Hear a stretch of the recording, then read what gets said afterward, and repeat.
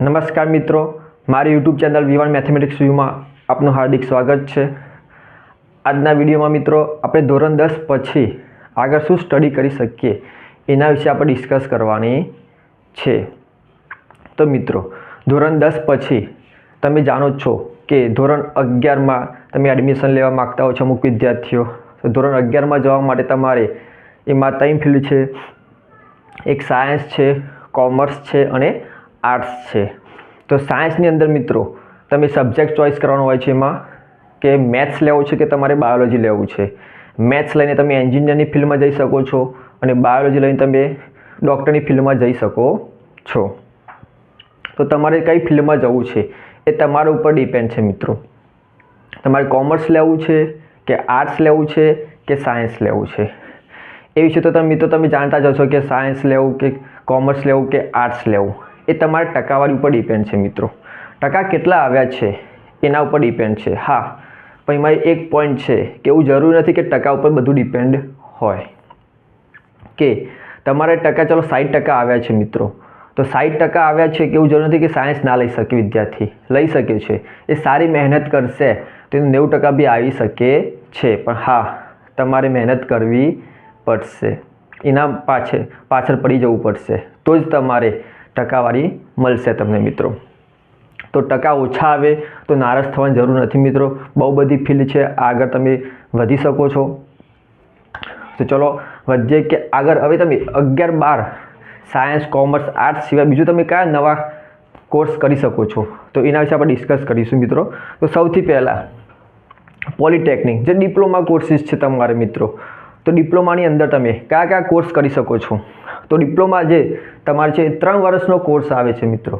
તો 3 વર્ષના કોર્સની અંદર તમે કયા કયા કોર્સ કરી શકો? તો સૌથી પહેલાં એક મિકેનિકલનો કોર્સ તમે કરી શકો છો, કોમ્પ્યુટર સાયન્સનો કોર્સ કરી શકો છો તમે, સિવિલનો છે, ઇલેક્ટ્રિકલ છે, ઈસી છે, ઇલેક્ટ્રોનિક એન્ડ કોમ્યુનિકેશન છે, આઈટી છે, ઇન્ફોર્મેશન ટેકનોલોજી આવે છે, બાયોટેકનોલોજી છે, પ્લાસ્ટિક એન્જિનિયરિંગ છે ને કેમિકલ છે। તો તમે પોલિટેકનિકની અંદર તમે 3 વર્ષના ગાળાની અંદર તમે આ બધા કોર્સ કરી શકો છો। બીજા કેટલા બી કોર્સો આવે છે તમને મિત્રો, તમને જેમાં ઇન્ટરેસ્ટ હોય એ કોર્સ તમે લઈ શકો છો। આગળ વધીએ, બીજું આઈટીઆઈ ફિલ્ડ છે કે આઈટીઆઈનો છે જે 2 વર્ષનો કોર્સ આવે છે કે જે તમે સૌથી પહેલાં ફિટર છે, કોમ્પ્યુટર છે, મિકેનિક છે। મિકેનિકની અંદર 3 અલગ અલગ આવે છે કે રેડિયો અને ટીવી આવે છે, મોટર વ્હીકલનો આવે છે અને ડીઝલનો કોર્સ આવે છે। આગળ વધીએ તો ઇલેક્ટ્રિશિયનનો કોર્સ આવે છે, પ્લમ્બરનો આવે છે, સર્વેયરનો આવે છે, મશીન ટૂલ્સનો આવે છે, ફાયરમેનનો આવે છે અને પેઇન્ટ ટેકનોલોજીનો કોર્સ આવે છે। તમને જે ફિલ્ડમાં અનુકૂળ હોય એ ફિલ્ડની તમે ચોઈસ કરી શકો છો। તો આગળ વધી બીજા અધર એક્સ્ટ્રા કોર્સીસ આવે છે, અધર કોર્સીસ કે જે 6 મહિનાનો અથવા 1 વર્ષના કોર્સીસ હોય છે કે જે પીજીડીસીએ છે, બીજું છે ટેલી છે, જેને એકાઉન્ટમાં ઇન્ટરેસ્ટ હોય તો ટેલીનો કોર્સ બી તમે કરી શકો છો મિત્રો। ઇન્ટરનેટ ફિલ્ડમાં બી તમે જઈ શકો છો, ગ્રાફિક્સનો છે, એનિમેશન છે, વેબ ડિઝાઇનર છે અને સાયબર સિક્યુરિટીનો કોર્સ બી આવે છે। આ બધા કોર્સ છે એ અધર છે કોર્સીસ મિત્રો। 10 પછી 11-12માં તો સાયન્સ કોમર્સ આર્ટ્સ સિવાય કંઈક નવું કરવું હોય તો મિત્રો તમે આ બધા કોર્સીસ કરી શકો છો, એવું જરૂર નથી કે તમે 11-12 જ કરવું। બીજું પોઈન્ટ કે તમે ડિપ્લોમા કર્યા પછી બી તમારી ઈચ્છા થાય તો તમે આગળ ડિગ્રી બી કરી શકો છો। 3 વર્ષ પછી D2Dનો કોર્સ થાય છે, D2D કહેવાય છે ને ડિપ્લોમા 3 વર્ષ પત્યા પછી તમે સીધું ડિગ્રીની અંદર તમે બીજા વર્ષની અંદર તમે એન્ટ્રી લઈ શકો છો।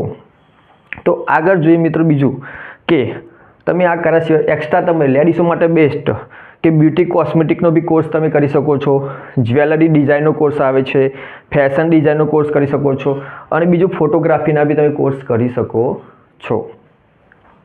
તો તમે આ એક્સ્ટ્રા બધા કોર્સો તમે જોઈ લીધા કે કયા કોર્સ કરવા છે। એ કોર્સ માટે તમારે તમારી ઈચ્છા શું છે એના ઉપર ડિપેન્ડ છે, તમારે કયા ફિલ્ડમાં આગળ વધવું છે એના ઉપર ડિપેન્ડ છે, તમારે કઈ ફિલ્ડમાં જવું છે એ તમે ચોઈસ કરવાની છે, તમને શું પસંદ છે ત્યાં તમારે જવાનું છે।